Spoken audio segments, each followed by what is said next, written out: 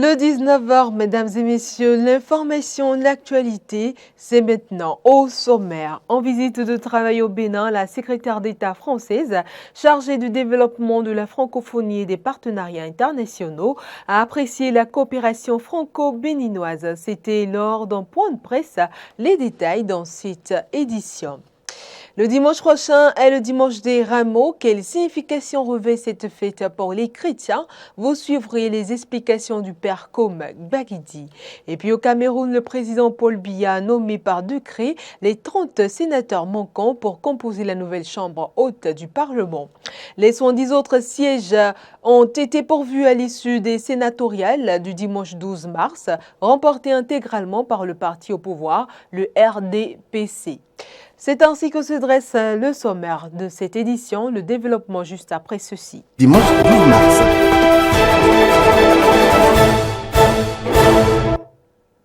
À nouveau, bonsoir. 1er avril, poisson d'avril, c'est une plaisanterie ou une farce que l'on fait le 1er avril à ses connaissances, à ses amis et à sa famille. Savez-vous d'où vient cette tradition? Suivez ici ce commentaire de Arthur Rouendo. La célèbre fête du poisson d'avril est aujourd'hui célébrée dans le monde entier. Son origine remonte au XVIe siècle en France. À l'époque, elle était connue sous le nom de poisson d'avril et était principalement célébrée le premier jour du mois d'avril. Historiquement, cette fête était réputée pour ses blagues, plaisanteries et ses farces. L'origine la plus connue du poisson d'avril est la décision de Charles, roi de France, avec l'édit de Rosignan le 9 août 1564. Charles instaure le 1er janvier comme premier jour officiel de l'année. Selon la légende, c'était en fait preuve de résistance en offrant les cadeaux et présents de nouvel an le 1er avril, tandis que d'autres continuaient par habitude à offrir des cadeaux jusqu'en avril. Peu à peu, ces cadeaux de fausses étrennes se seraient transformés en canulars, en blagues, puis en poisson d'avril, accrochés dans le dos des distractions. Cette origine n'a pas été prouvée, d'autant plus que le 1er avril est fêté dans de nombreux autres pays. Bon mois d'avril à toutes et à chacun. Au terme d'une visite de travail au Bénin, la secrétaire d'État chargée du développement de la francophonie et des partenariats internationaux a apprécié la coopération franco-béninoise. C'était lors d'un point de presse conjoint animé ce vendredi 31 mars 2023 avec le ministre des Affaires étrangères et de la coopération, Aurélien Agbenossi. La secrétaire d'État française a séjourné au Bénin du 29 au 31 mars. Cette visite, qui intervient 8 mois après celle du président Emmanuel Macron à Cotonou, vise à assurer le suivi des engagements pris lors du séjour du président français au Bénin. Au cours de son séjour au Bénin, ses échanges avec le président Patrice Talon ont porté sur plusieurs projets dans divers domaines. On a beaucoup abordé la question de la formation professionnelle qui est vraiment, et à juste titre, tient à cœur au président Talon. Et là aussi, nous avançons selon les rythmes qu'il a été fixé pendant la visite du président Macron chez vous, mais aussi après notre rendez-vous du mois de septembre. On voit très bien que les deux équipes travaillent ensemble pour les 12 lycées agricoles, mais aussi pour la création d'une demi-douzaine des écoles de métiers. Et à la fin, avec ces projets phares des M-City, où on voit bien une mission de Sorbonne Université et de l'Université de Champagne était à Cotonou il y a 2 semaines. Et encore là, on voit cette coopération qui avance très bien. Et je ne pourrais pas bien sûr, venir ici et sans parler avec le président et avec vous sans évoquer les partenariats que nous avons sur les questions de sécurité et de défense et notamment notre coopération qui est plutôt dans le domaine de la formation et de l'entraînement, dans le domaine d'équipement et celui des renseignements. J'ai redit au président la pleine solidarité de la France avec le Bénin face à la menace terroriste dans le nord du pays. Et bien sûr, nous avons abordé les sujets régionaux puisque nous partageons la même volonté en lien avec tous les acteurs de promouvoir la paix, la stabilité et le développement dans toute la région. Selon le ministre Aurélien Agbenossi, la visite de travail au Bénin de Chrysoula Zakharopoulou a permis de redynamiser la coopération avec la France.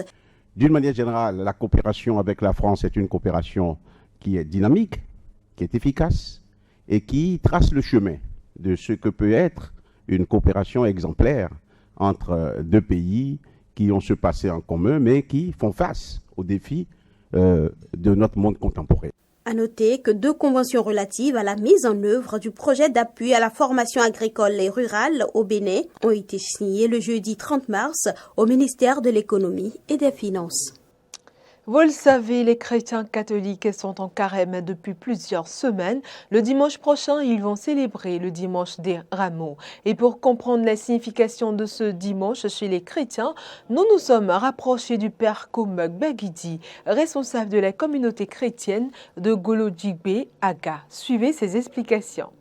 Les Rameaux, dans notre église catholique romaine, nous célébrons ce que les gens ont fait quand ils ont accueilli Jésus. Nous trouvons ce passage surtout dans l'évangile selon saint Matthieu, chapitre 21, les versets 1 à 11, où Jésus était en train d'entrer à Jérusalem pour y souffrir sa passion et pour y ressusciter. Et les gens étaient nombreux, les foules l'ont accueilli, rencontré, et ils ont crié « Béni soit celui qui vient au nom du Seigneur, Hosanna au plus haut des cieux ». Et c'est ce cri lancé vers Jésus en qui ils ont reconnu leur Dieu, le Messie envoyé par le Père. C'est ce cri d'appel-là qui a été ce cri qui a exalté et clamé que Jésus est le Messie envoyé réellement. Et donc, en le rencontrant, ils ont pris des rameaux pour pouvoir mettre sur son passage, lever les rameaux en haut, les agiter pour pouvoir célébrer ce roi, ce Messie qui entre à Jérusalem. Et donc, c'est ce que nous célébrons surtout le dimanche des rameaux dans l'église catholique. Nous poursuivons ce journal et cette fois-ci, c'est la remise d'attestations de fonds de formation pratique à des personnes handicapées visuelles. C'est une action de l'ONG Bartimée qui œuvre pour l'insertion socio-professionnelle de cette couche de la société. L'initiative a bénéficié de l'appui de la direction départementale littorale des affaires sociales. Compte rendu Clémence Tounoukoua. Ils sont au total 20 hommes et femmes handicapés visuels à recevoir ce jeudi 30 mars leur attestation de fin de formation. Ce parchemin leur ouvre ainsi la porte du marché de l'emploi conformément à l'article 37 de la loi portant protection et promotion des droits des personnes handicapées en République du Bénin qui reconnaît le droit d'accès des personnes handicapées au marché de l'emploi. Les personnes en situation de déficience visuelle ploient encore sous le poids de la précarité et subissent en silence et sans défense les affres du chômage lié à la discrimination. C'est dans le but de renforcer la participation sociale et économique de ces personnes que l'ONG Bartimée a intégré dans son projet pluriannuel 2022-2024 la formation, l'insertion socio-professionnelle et l'autonomie socio-économique de 20 personnes handicapées visuelles formées dans les domaines de transformation agroalimentaire et cosmétique, de maraîchage et d'élevage domestique. Ces nouveaux diplômés peuvent compter sur le réseau des associations des personnes handicapées du littoral. Au niveau du département du littoral, on viendra vraiment pour faire les différentes commandes, pour les achats, pour montrer que la personne handicapée, elle est bien capable. Les récipiendaires, par la voix de leur porte-parole, ont fait la promesse de mettre en pratique les acquis.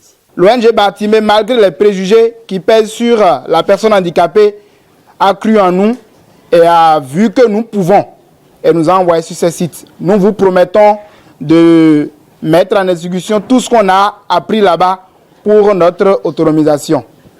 Rolande Quenom, représentante de la directrice départementale des affaires sociales dans le littoral, s'est adressée aux heureux du jour en ces termes. Chers récipiendaires, Je voudrais vous inviter à valoriser ce parchemin qui est votre outil principal pour votre autonomisation.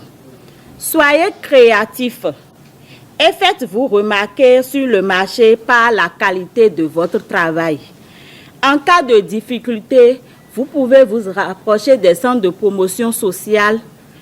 Au niveau du littoral, nous avons 6. Au cas où vous serez dans les autres départements, chaque commune a un centre de promotion sociale. Les récipiendaires ont également reçu des kits d'équipement et d'outillage de travail en guise d'accompagnement technique. Les femmes entrepreneurs du domaine de l'agroalimentaire se mettent ensemble afin d'œuvrer pour leur autonomisation économique par le biais d'éthique. Elles ont procédé ce matin à Cotonou au lancement du réseau des femmes d'impact du numérique. Compte rendu. Assurer l'autonomie numérique et économique de la femme par le biais d'éthique, telle est la vision du réseau des femmes d'impact du numérique, Airfin, ainsi lancé. Entre autres missions, le réseau entend assurer la promotion des femmes en tant qu'innovatrices et entrepreneurs. La promotrice du Airfin parle de ses motivations. Notre motivation est d'appuyer les femmes entrepreneurs spécialisées dans le secteur agroalimentaire local à acquérir les connaissances et les compétences requises pour réussir dans l'économie numérique en utilisant toutes les potentialités de l'Internet. Dans sa prise de parole, la marraine du réseau a attiré l'attention des femmes sur la place primordiale de la famille dans la réussite de toute entreprise. Je voudrais déjà que chaque femme de ce réseau comprenne que le socle de la réussite de l'entreprise est d'abord la famille.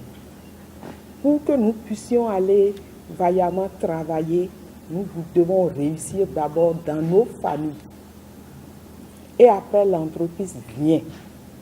Le seul support solide de l'entreprise, c'est encore la famille.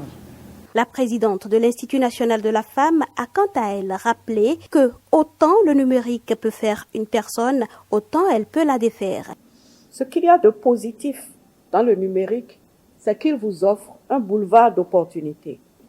Ce dont vous avez besoin, c'est de travailler à l'alphabétisation numérique des femmes pour que, avec les icônes, avec les symboles assez simples, elles puissent utiliser de façon utile, rien qu'avec un Android, qu'elles puissent avancer dans les facilités que le numérique offre.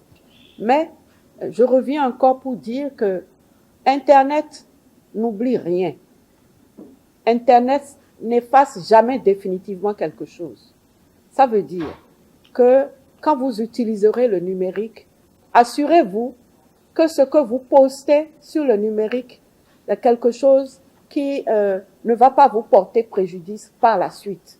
Le premier adjoint au maire de Cotonou, représentant le maire, s'est quant à lui réjoui de l'initiative qui, selon lui, va stimuler la créativité et l'innovation. Le réseau des femmes d'impact du numérique est une belle initiative puisqu'elle permet désormais de contribuer aux acquis actuels à travers des propositions utiles et pertinentes, exploitables sur le plan agricole, commercial, environnemental dans notre pays. Deux communications, l'une portant sur le thème cyberhygiène, les bonnes habitudes pour être protégées en ligne, et l'autre sur l'entrepreneuriat dans le contexte féminin, ont meublé la cérémonie de lancement du réseau. L'information hors de nos frontières à présent au Cameroun. Le président Paul Biya a nommé les 30 sénateurs manquants par décret. Je vous invite à suivre ici le commentaire de Arthur Rwando. Le président Paul Biya a nommé par décret ce vendredi 31 mars au soir les 30 sénateurs manquants pour composer la nouvelle chambre haute du Parlement. La liste a été lue à la CRTV. Les 70 autres sièges ont été pourvus à l'issue des sénatoriales du dimanche 12 mars, remportées intégralement par le parti au pouvoir. Parmi les nominations de ce vendredi 31 mars, le président sortant du Sénat, Marcel Niat-Tchifedji, est reconduit à son poste de sénateur. L'homme, 88 ans, préside le Sénat depuis que l'institution existe, c'est-à-dire depuis 10 ans. Jamais candidat au sénatorial, toujours nommé par le chef de l'État, le voici donc à nouveau sur la liste liste des 30 personnalités désignées par le président Biya pour un mandat de 5 ans. Si Marcel Niat Nefendi est par la suite reconduit au poste de président de la Chambre haute lors de l'élection du nouveau bureau à la première session de la nouvelle législature, il restera formellement le deuxième personnage de l'État camerounais. Ainsi, en vertu de la Constitution, en cas de vacances ou d'empêchement, il est censé assurer l'intérim du président. C'est la fin de cette édition du 19h. Merci de nous avoir suivis.